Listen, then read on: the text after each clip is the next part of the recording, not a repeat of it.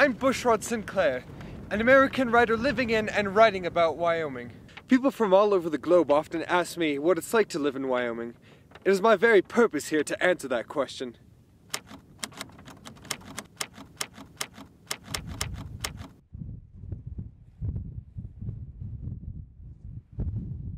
Most people think of Wyoming in pictures, images that include heavenly scenery, bold landscapes, and a plethora of wildlife. And for most people, that is their knowledge of Wyoming in toto. However, like the onion, there are many layers to the equality state. Upon further inspection, you will discover that most every road sign has been used at least once for target practice, the average coal train is over a mile long, and the vast majority of Wyomingites drive trucks.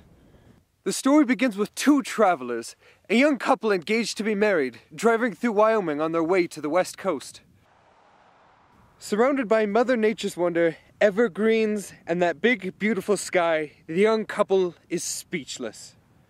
You slept with her? You slept with her? You slept with Mary Jane Beaverton? Ugh. I only slept with her once. Once? I only slept with her once? God, we just announced our engagement. I can't believe you did this to me. You slept with that guy from your office. What guy from my office? The guy with the lazy eye. Lenny happens to be a sweetheart, okay? And that was long before I even knew you. And I was lonely, and Lenny is the... You know what? I'm not going to terrorize myself over every decision I've ever made in my entire life because you slept with Mary Jane Beaverton. Terrorize?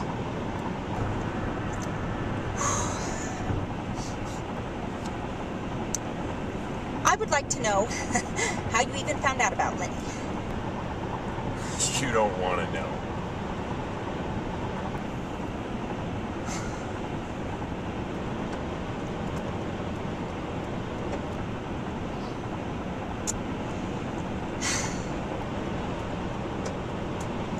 So,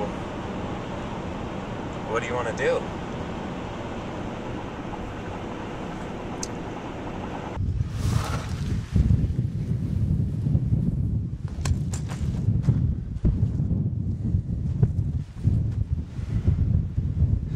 No service!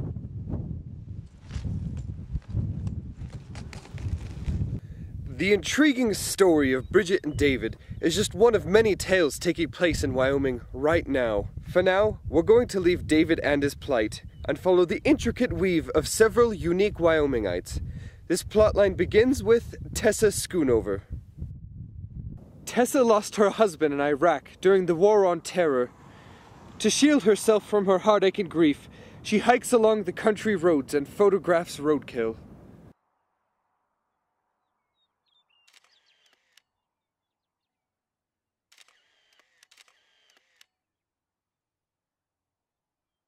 What Tessa couldn't possibly know is that the antelope she had just photographed, a photograph which will take first place at the county fair, was hit by Delray Johnson, an employee of a local museum. Using tools common to Wyomingites, Delray carefully repaired his Nissan Xterra the next morning. He then went to work at the museum, where he was tasked with researching a mysterious donation to the museum. A rusted flask, thought to have been used by none other than Butch Cassidy. The flask was donated to the museum by Phineas T. Farley, a wealthy landowner who found them while searching for his wife's treasured dachshund named Ruby. The old man found the flask along with a buried chest emblazoned with the name Robert Leroy Parker. And of course, Robert Leroy Parker is better known as Butch Cassidy.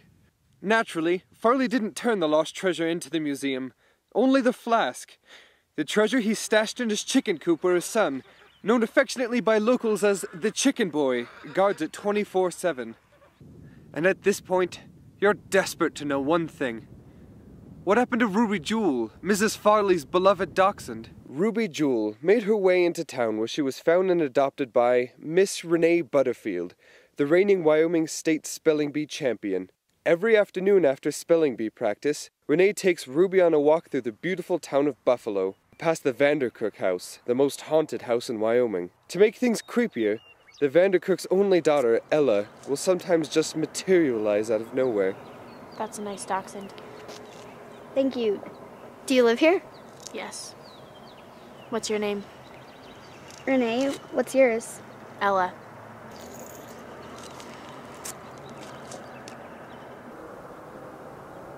Did you know that the primary ingredient in invisibility potions is dachshund tails? Okay.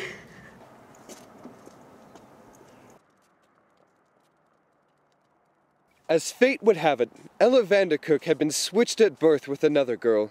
She belonged to the Vandercook family as much as Ruby Jewel belonged to Miss Renee Butterfield. Had it not been for the switch, she would have been raised as a cowgirl named Megan Long. Megan Long grew up in a middle-class family that was passionate about two things: rodeos and big trucks. And now, we resume the tragic saga of Bridget and David. You see, after we left David towing a suitcase across the high plains, he was picked up by Megan on her way home to Newcastle for the weekend from the University of Wyoming, and naturally driving a large diesel truck. So she just left you at Hell's Half Acre? Yeah. She's crazy. I can't believe anybody just leaves someone out there. I was shocked too. But I'm not gonna be terrorized by her craziness.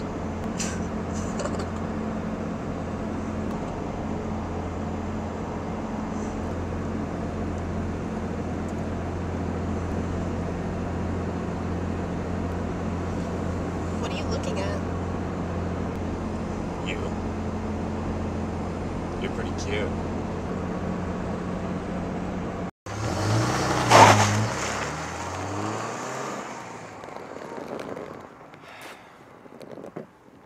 Twice in one day.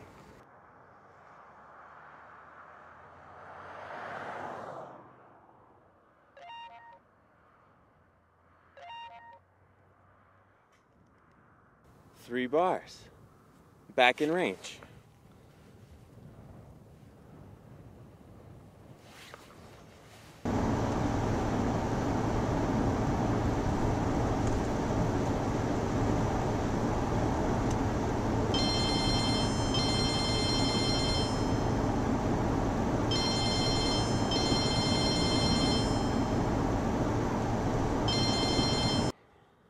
Come on, pick up.